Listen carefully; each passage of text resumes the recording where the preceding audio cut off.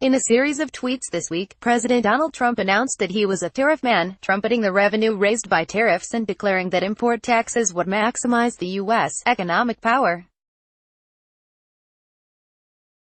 As Paul Krugman pointed out, it is a fallacy to think that foreigners are the only ones paying the tariff bill.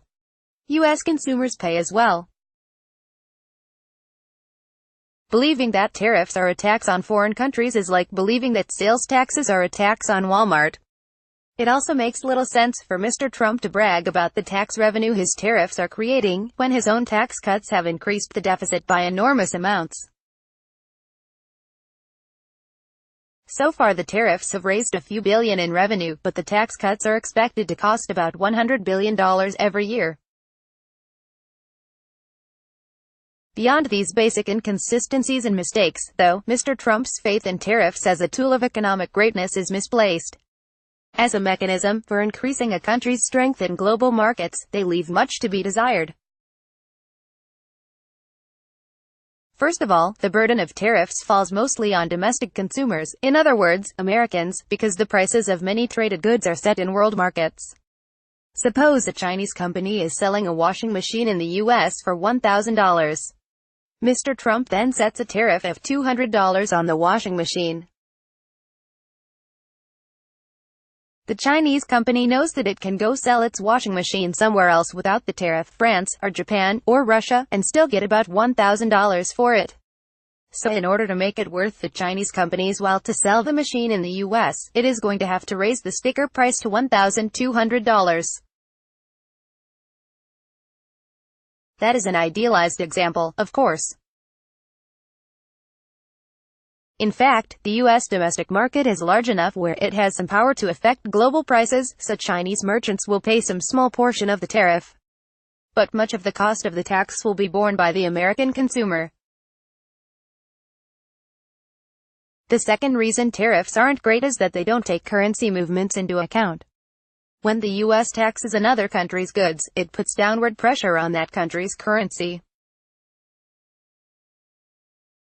When China's yuan falls against the U.S. dollar, it makes Chinese goods cheaper, canceling out some of the effect of the tariff.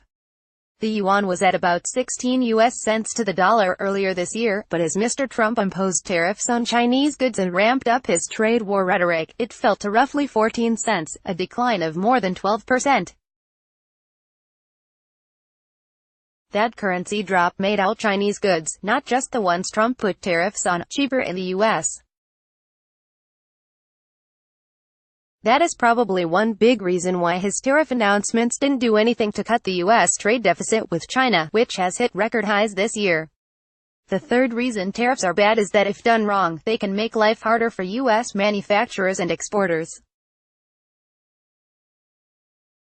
As Professor Krugman and others, including myself, have repeatedly pointed out, many of the Chinese goods that Mr. Trump is taxing are parts, machinery and materials that U.S. manufacturers need to make their products. By raising production costs, tariffs make U.S. manufacturers less competitive, both at home and abroad, exactly the opposite of what Mr. Trump wants to do.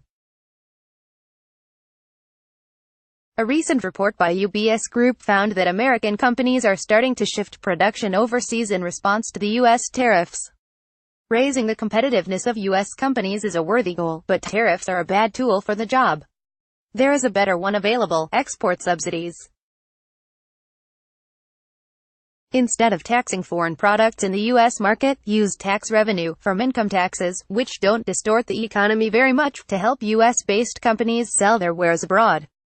Export subsidies aren't perfect, they also hurt the U.S. consumer because they allow companies to raise domestic prices to match the higher prices they can get overseas. But by nudging U.S. companies to get out of the cozy domestic market and compete on the world stage, they probably give productivity a boost. Mr. Trump's goal of making the U.S. more competitive isn't bad, but he needs to stop using bad tools.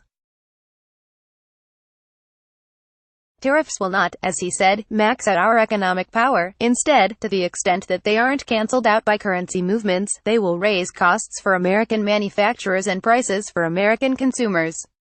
Tariff Man needs to cool his jets. Bloomberg. The writer is a Bloomberg opinion columnist. He was an assistant professor of finance at Stony Brook University, and he blogs at No Opinion.